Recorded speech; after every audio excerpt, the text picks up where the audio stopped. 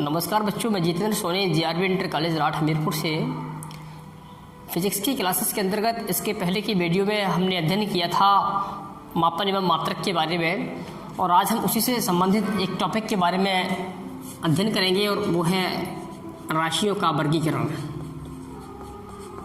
राशियों का वर्गीकरण, इनकी क्लासिफिकेशन ऑफ क्वांटिटीज।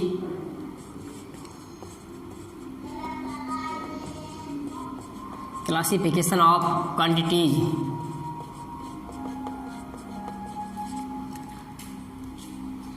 बच्चों, वास्तव में मापन की जाने वाली राशियों की संख्या काफ़ी अधिक है, परंतु इनको मापने के लिए उतने ही मात्रकों की आवश्यकता नहीं होती है, क्योंकि ये राशियाँ एक दूसरे से संबंधित होती हैं। फॉर एग्जाम्पल, जैसे मान लीजिए कि हमको घनत्व का मापन करना है, तो घनत्व का मापन करने के लिए हम किसी अलग से नए मात्रक को परिभाषित नहीं करेंगे, कोई अलग से नया मात्रक नहीं लाएंगे, बल्कि घनत्व बराबर होता है द्रव्यमान अपॉन आयतन होता है। द्रव्यमान का जो मात्रक होता है वो होता है किलोग्राम और आयतन का होता है मीटर क्यूब। अर्थात हम द्रव्यमान का मात्रक किलोग्राम और इसका मात्रक मीटर क्यूब। मीटर किसका मात्रक है? लंबाई का। हम किलोग्राम और मीटर के द्वारा हम घनत्व का मापन कर सकते हैं। इसके लिए कोई अलग से नया मात्रक की आवश्यकता नहीं पड़ेगी।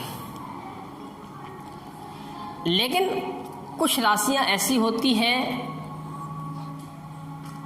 जिनको मापने के लिए जो किसी दूसरी राशि के सहारे नहीं मापी जा सकती हैं, उनके लिए एक अलग से मात्रक की आवश्यकता पड़ती है। वो राशियां कहलाती हैं मूल राशियां। ये राशियां एक दूसरे से स्वतंत्र होती हैं।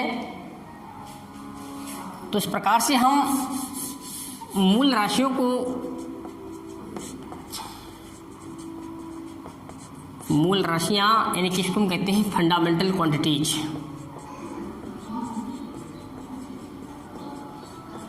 Fundamental quantity.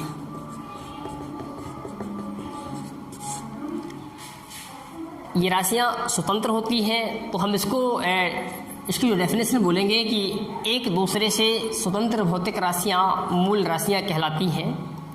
परिभाषा है इसकी, एक दूसरे से स्वतंत्र भौतिक राशियां मूल राशियां कहलाती हैं। फॉर एग्जाम्पल देखिए, जैसे द्रव्यमान, लंबाई, समय आदि, ताप आदि, इस प्रकार से ये ऐसी राशियां हैं जो किसी अन्य राशियों के मात्रक के सहारे नहीं मापी जा सकती हैं। इनको मापने के लिए हमें अलग से ही मात्रक लेना पड़ेगा। ये राशियां अपने आप में स्वतंत्र हैं, इसलिए हम इसको परिभाषित रूप में कहेंगे कि एक दूसरे से स्वतंत्र भौतिक राशियां मूल राशियां कहलाती हैं। और इन राशियों को जिनसे मापा जाता है वो कहलाते हैं मूल मात्रक। मूल मात्रक यानी कि फंडामेंटल यूनिट्स। फॉर एग्जाम्पल, जैसे द्रव्यमान का मापन हम किस में करते हैं? किलोग्राम में। तो द्रव्यमान का मूल मात्रक किलोग्राम हो गया। लंबाई किस में मापी जाती है? मीटर में। तो लंबाई का मूल मात्रक मीटर हो जाएगा। इसी प्रकार से समय किस में मापते हैं हम? सेकंड में। तो समय का मूल मात्रक सेकंड हो गया। यानी कि मूल राशियों को हम जिनसे मापेंगे वो कहलाते हैं मूल मात्रक। तो जिसकी डेफिनेशन बन जाती है कि मूल राशियों के मापन में प्रयुक्त मात्रक मूल मात्रक कहलाते हैं। मूल मात्रक की डेफिनेशन क्या बनेगी? परिभाषा कि मूल राशियों के मापन में प्रयुक्त मात्रक मूल मात्रक कहलाते हैं। इस प्रकार से मूल राशियां और मूल मात्रक हुए। बच्चों, इन मूल राशियों की जो संख्या है वो है 7।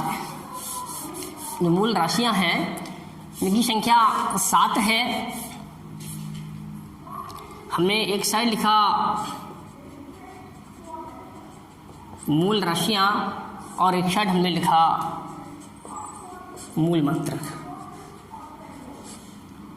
देखिए मूल राशियाँ केवल 7 हैं। नंबर 1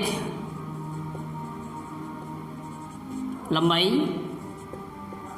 दूसरा है द्रव्यमान, तीसरा है समय, चौथा है ताप, पांचवा है वैद्युत धारा,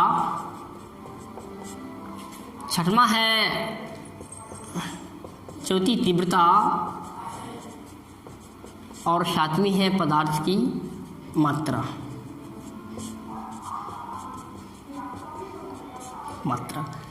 ये 7 मूल राशियां हैं: length, mass, time, temperature, electric current, luminous intensity and amount of substances, पदार्थ की मात्रा।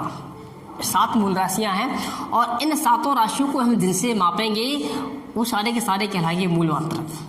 जैसे लंबाई का मापन किस में करते हैं हम? मीटर में। तो लंबाई का मूल मात्रक क्या हुआ? मीटर। द्रव्यमान को किस में मापेंगे हम? किलोग्राम में। तो द्रव्यमान का मात्रक होगा किलोग्राम। इसी प्रकार से समय का होता है सेकेंड, ताप का होता है केल्विन, धारा का मात्रक होता है एम्पियर, इसी प्रकार से ज्योति तीव्रता का मात्रक होता है कैंडेला, और पदार्थ की मात्रा का मात्रक होता है मूल। तो बच्चों इस प्रकार से 7 मूल राशियां हैं और इनको हम जिनसे मापेंगे वो 7 क्या है? मूल मात्रक है। और इन 7 के अलावा जो भी राशियां आती हैं वो कहलाती हैं व्युत्पन्न राशियां। व्युत्पन्न राशियां कहलाती हैं। इनके इसको कहते हैं हम डिराइव्ड क्वांटिटीज।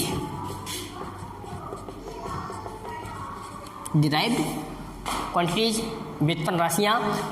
इन 7 के अलावा जो भी राशि आएगी वो राशि कौन सी होगी? व्युत्पन्न राशि होगी। और ये जो व्युत्पन्न राशियां होती हैं ये कहाँ से प्राप्त की जाती है? मूल राशियों की सहायता से। ये व्युत्पन्न राशियां होती हैं ये मूल राशियों की सहायता से प्राप्त की जाती हैं। तो इस प्रकार से इसकी डेफिनेशन बनेगी कि मूल राशियों की सहायता से प्राप्त राशियां व्युत्पन्न राशियां कहलाती हैं। क्या है इसकी डेफिनेशन? मूल राशियों की सहायता से प्राप्त राशियां व्युत्पन्न राशियां कहलाती हैं। फॉर एग्जाम्पल जैसे हमने लिया चाल। चाल बराबर होता है दूरी अपॉन समय। दूरी किससे मापी जाती है? मीटर से मापी जाती है। तो दूरी का मात्रक मीटर हो गया। इसी प्रकार से समय का क्या हो गया? सेकंड हो गया। तो मीटर प्रति सेकंड इसका मात्रक है और मीटर किसका मात्रक है? लंबाई का, यानी कि ये लंबाई है। और सेकंड किसका है? मीटर लंबाई का है और सेकंड किसका है? समय का। यानी हम ये कह सकते हैं कि जो चाल है वो लंबाई और समय से मिलकर के बनी है, इसलिए ये व्युत्पन्न राशि है। क्योंकि इसकी डेफिनेशन यही है कि मूल राशियों की सहायता से प्राप्त राशियां व्युत्पन्न राशियां कहलाती हैं। और जिस प्रकार से मूल राशियों की मात्रक क्या है? मूल मात्रक, उसी प्रकार से व्युत्पन्न राशियों की मात्रक होती हैं वो कहलाते हैं व्युत्पन्न मात्रक, यानी कि डिराइव्ड यूनिट्स है। मूल राशियों के मात्रक को क्या बोलेंगे हम? मूल मात्रक। और व्युत्पन्न राशियों के मात्रकों को व्युत्पन्न मात्रक। बच्चों इनके अलावा 2 ऐसे मात्रक हैं, 2 ऐसी राशियां हैं। एक राशि इसका नाम होता है कोण और दूसरी होती है घन कोण। ये कहलाती है पूरक राशियां। पूरक राशियां इनकी सप्लीमेंट्री क्वांटिटीज। जो 2 राशियां हैं पूरक राशियां, एक कोण है, दूसरी क्या है? घन कोण। कोण का जो मात्रक होता है वो होता है रेडियन और घनकोण का मात्रक होता है स्टेरेडियन। स्टेरेडियन। ये 2 सप्लीमेंट्री क्वांटिटीज हैं, पूरक राशियां हैं, कोण और घनकोण। इस प्रकार से बच्चों ये आपकी थी मूल राशियां, मूल मात्रक, व्युत्पन्न राशियां और व्युत्पन्न मात्रक, और इस प्रकार से पूरक राशियां और पूरक मात्रक। शेष चर्चा नेक्स्ट वीडियो में होगी। धन्यवाद।